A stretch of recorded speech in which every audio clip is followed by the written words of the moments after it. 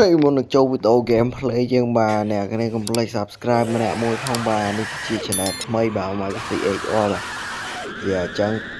cả này dây intro như này tập tân năng và chơi can video ngạc nè cái số dây kia bà xóa có một căn game thay bà giờ này biến chua tha horror định khó là chơi play ngọt nè chapter 1 nàyក្នុងមិនយើងនៅមិនទី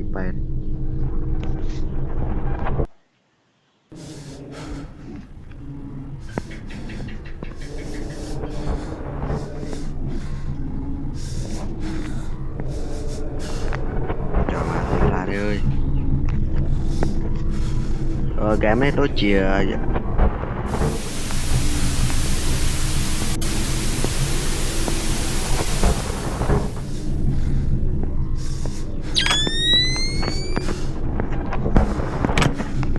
cái đa rồi này vào mùi trời mà xả sọt này đa rồi này vào mùi anh ấy còn là chapter 1 đấy cái này gì đâu mà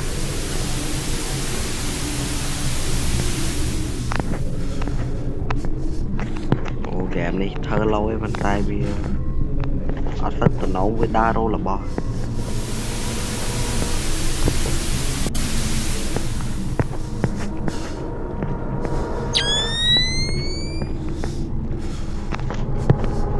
ô đi khi đã khi mày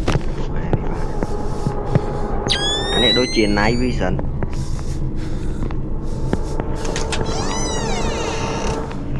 ôi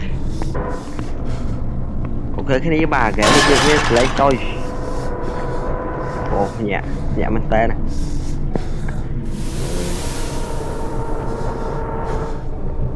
ồ cái này mà nhóm xong mất lên tích vào rồi xa game này viết sẽ lấy lưng bay rồi ở cái thai chân đaro này của mùi cái camera dùng đón cho bạn đón pro đấy bà vô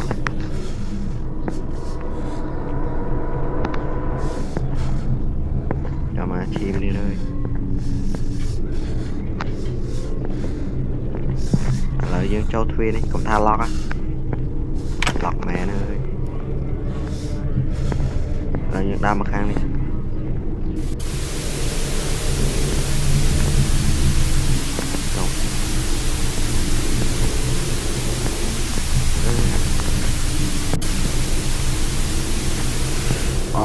game chưa cái chuyện trời má ơi cứ chơi máu vậy này nhưng mà lưới from lấy đồng tha nó cứ câu đi không mà đồng bia mấy cái này đi khó thì chọn ai bên thuê không nè thì cái đa rồi này có mùi anh chúng ta toàn đôi khơi không khơi là sao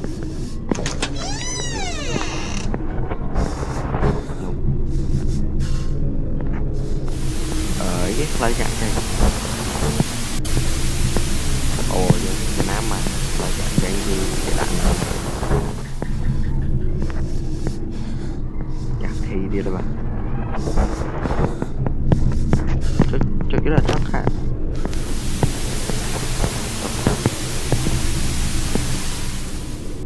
trồng cát đây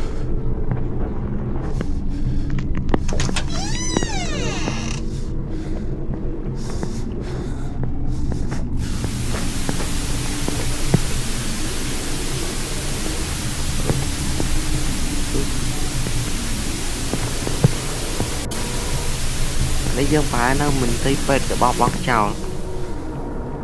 tay mình đi chẳng thì bằng này bây giờ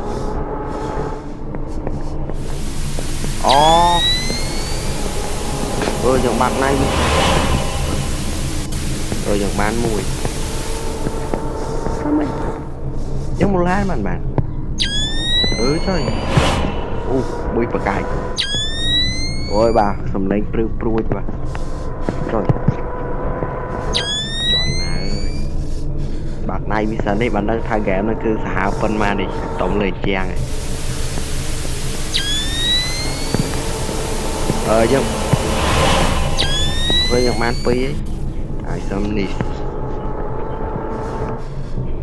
là dân đa bọ khơi với anh mà nhưng mà đăng thì tới thiệt ô bà sao không tên ai dùng mơ thôi mà đã khơi nè tay ba cái bàn khơi ồ và chỉ là cái chân đạo đấy cứ cam đi Christian thì một chân lên xa chẳng nè trời mà game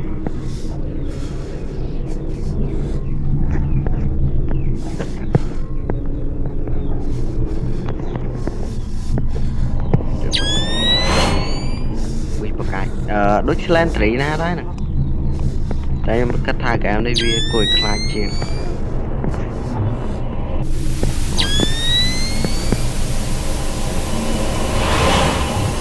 đây là ban mua chứ đồ tớ na rồi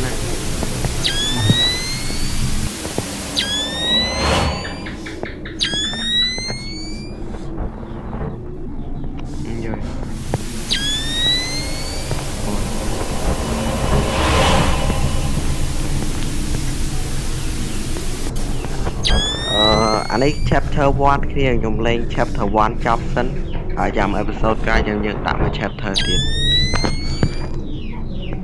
trời mà sao đâu bắt đi anh ấy cái ao đấy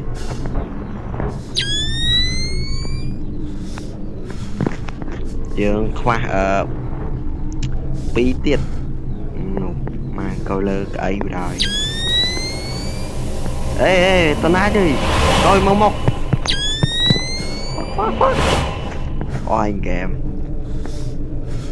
kèm thơ si nè là bằng này sao nhóm bạn đăng cái này nhỉ vì đâu đây ai đừng du tại mình du mà anh thấy đâu ấy rồi bà cứ thà play cái run thoát khăn mình tên nhóm vừa nãy cái này đặt các stop bắn lư quá mũi thế nè ê bật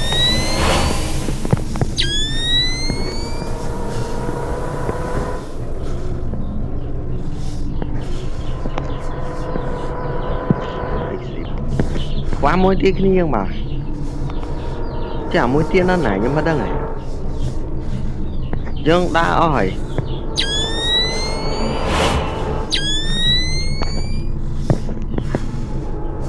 dân đã ơi nè ôi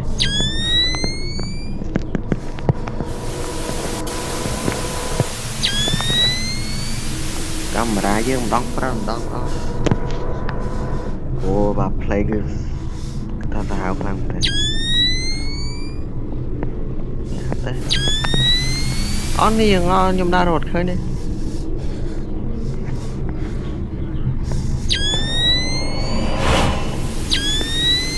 đa rột ơi so mũi tiệt bà bị cha so mũi những người bà rốt em ọt chút này thì em bật lư xong đây em khai sorry không lớn chơi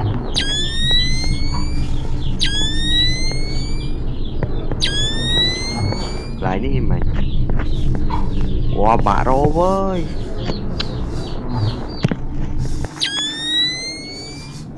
anh ấy viêm mất hơn chẳng viêm mình men lại nhưng xong bắt đá rô nhiều mà lại nhưng xa đa tới lại nhưng mới sao lại nhưng từ vô sao lại nhờ nè lại nè ở khơi đây cái gì thì nó nè ta được phanh nó nè nồi ná vậy không nè này gì tôi dừng đã thoát mau ra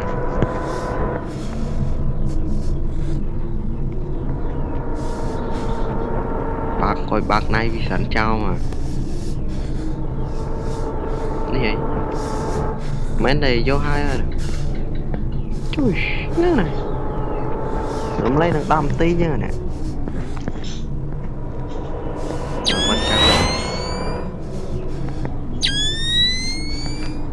coi ba mà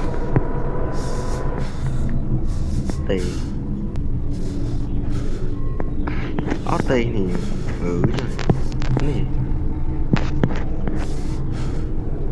Khóa tầm môi tiết cái áo chơi nhà năng à.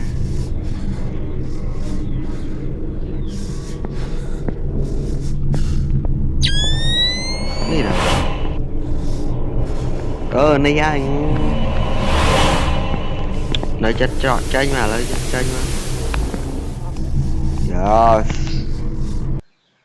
Ok bà lấy chọc ơi complete đây giờ lấy mới chapter 2 và yeah. Chẳng riêng bà bye bye bà. Game bây giờ mới tập toàn năng thế.